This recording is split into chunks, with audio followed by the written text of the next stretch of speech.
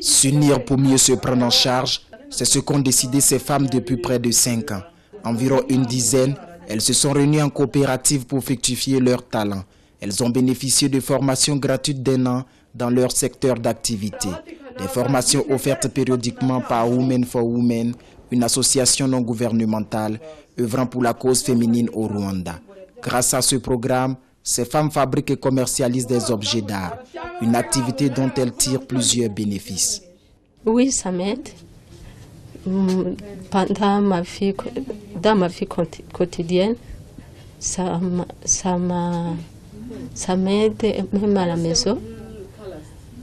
J'ai trouvé le moyen d'enseigner mes enfants, de m'énerver, de quoi manger. Même j'ai essayé de renouveler ma maison. Women for Women existe au Rwanda depuis près de 2 décennies. Elle œuvre pour l'amélioration des conditions des femmes dans les pays en guerre ou post-conflit. En collaboration avec les autorités rwandaises, cette organisation a encadré plus de 50 000 femmes vulnérables dans 6 districts du Rwanda. Grâce à ces actions communautaires, plusieurs femmes connaissent des progrès dans différents domaines d'activité. Mais de nombreux défis restent encore à relever dans un pays où près de 60% de la population est sous le seuil de pauvreté.